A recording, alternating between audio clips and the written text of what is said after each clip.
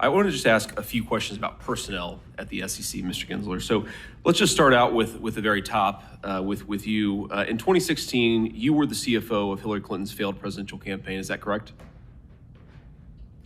I was proud to be chief financial officer to the Clinton campaign. Great. Chairman Gensler, is it also correct that your current enforcement director, Gerber Grewal, was most recently the Attorney General of New Jersey? A yes or no answer will suffice. He served his nation well, and he was Attorney General of New Jersey.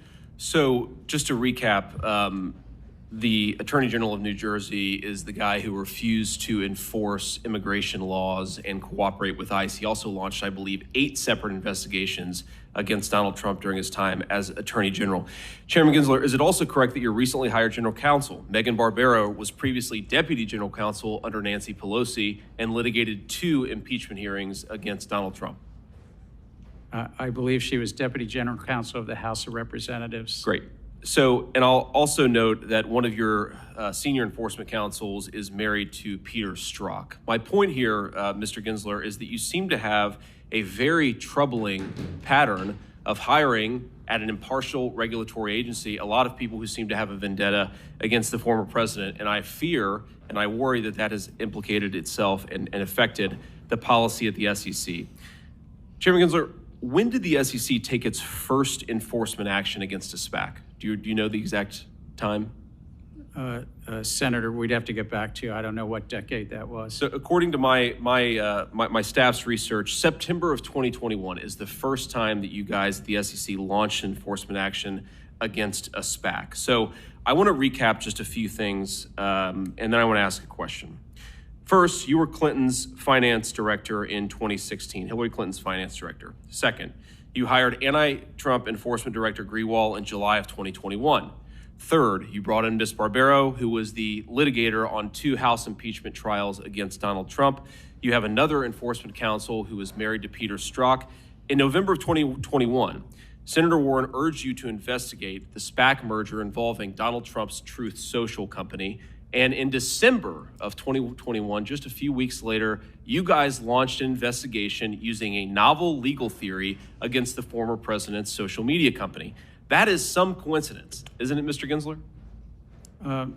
Senator, it is good to meet you in person, but I think you're not correct. What was I not correct about there? We follow the facts and the law wherever they are.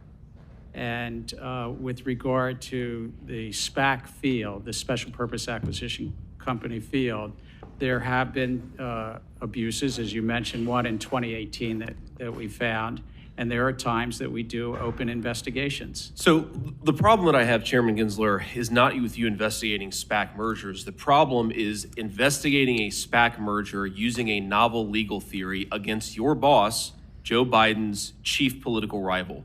Also against a social media company, which of course at the time, Twitter and Facebook and every social media company had banned the former president. So you can make a pretty good argument that the SEC was using its enforcement powers to silence the chief political rival of the current president.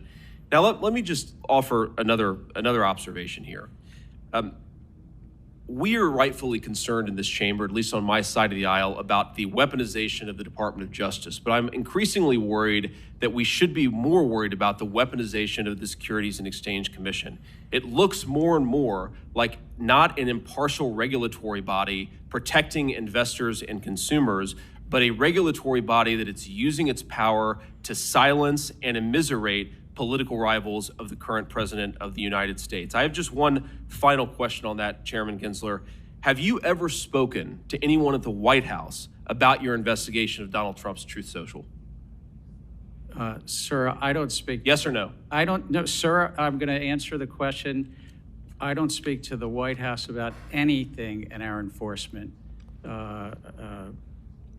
group or our investigations. So I'm mindful of. Thank you for the answer. I'm mindful of the time here, so let me just offer one final observation. I have little hope that I could persuade you that hiring committed partisans and using the regulatory powers of the SEC in a way that looks, and I think is, politically partisan is a true threat to American democracy. But maybe I can appeal to your sense of self-interest. if you guys use the SEC in such a politically motivated way, eventually you're going to be out of power. And I have to say, Chairman Gensler, turnabout is fair play. Thank you, Mr. Chairman. Can I just, sir, Chair? I'm very proud of the agency, and I'm proud of the Division of Enforcement and of my fellow commissioners in considering these matters.